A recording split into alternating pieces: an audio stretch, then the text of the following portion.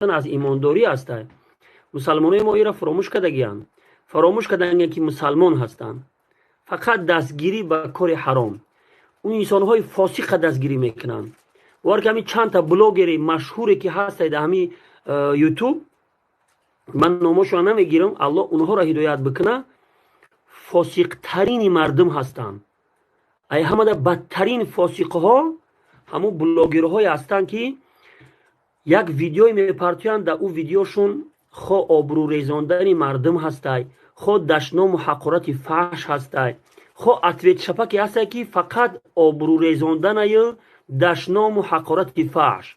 در اینجا بگیم صدها خواهرها و مادرهای هستند که این ویدیو اینها را تماشا میکنن. این چقدر بگیم غیرت مردانگی مسلمان های ما ای دست رفته که دیگه یک انسان یافت نمیشه و که همین خیلی فاسقا و بدبختا را یک سختی قدید جزا بتیه. ما وقتی که خواب کردیم ایده بدتر میشه. برادر عزیز، این واقعیت است. این را سر قبش گرفتن در کره. برادر عزیز، یک نکی خداوند در قرآن میفرماید استعیذ بالله و ما اصابکم من مصیبت فبما کسبت ایدیکم. هر مصیبتی که بر سر شما میبیاید به سبب گناه‌های است که شما انجام دادگی هستی. پس نگاه کنید برادر عزیز که همین وبایی که در سر مسلمانان ما اومدگی است، علت چگون کس میپرسه که ای چی جهت اومدگی است؟ علت شکو الله رب العالمین بیان میکنه. هر مصیبتی که بر سر شما میبیاید به سبب گناه‌های است که شما انجام میدید. پس شما به هوش بیایید برادر عزیز، خواهرای عزیز.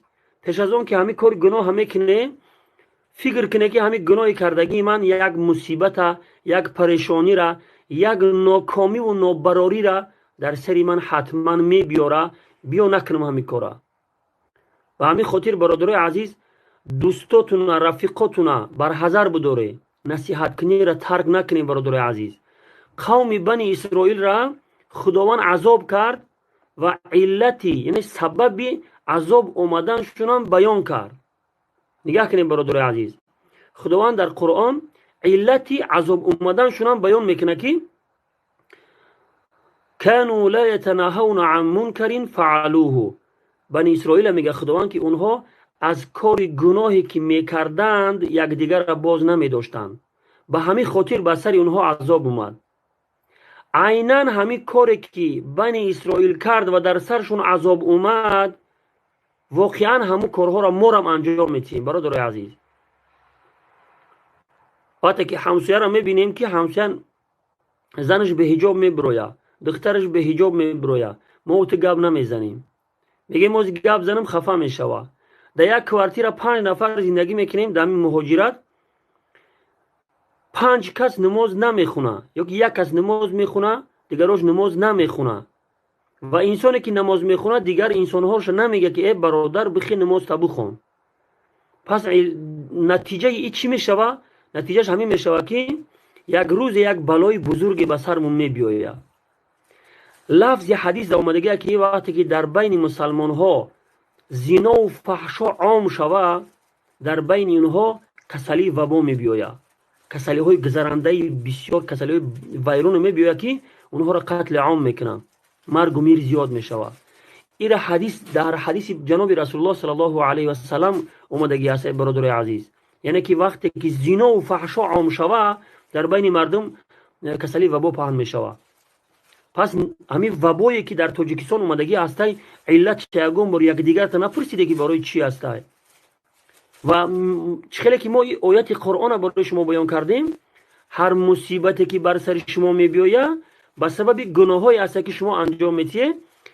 این را شما فکر کنه که این همین ویروسی که در تاجیکستان اومدگی است، این علتش همون گناهای ما است برادر عزیز.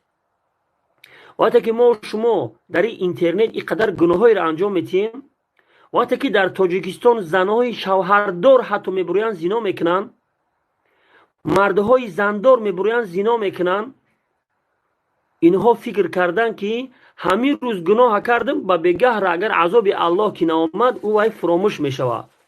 ولی حیات که این برادرها خیال کردن که الله اینها را فراموش میکنه. ولی که خداوند میفرماید که خداوند فراموشکار نیست. الله هر عمل نیک و بدی انسان را فراموش نمیکنه.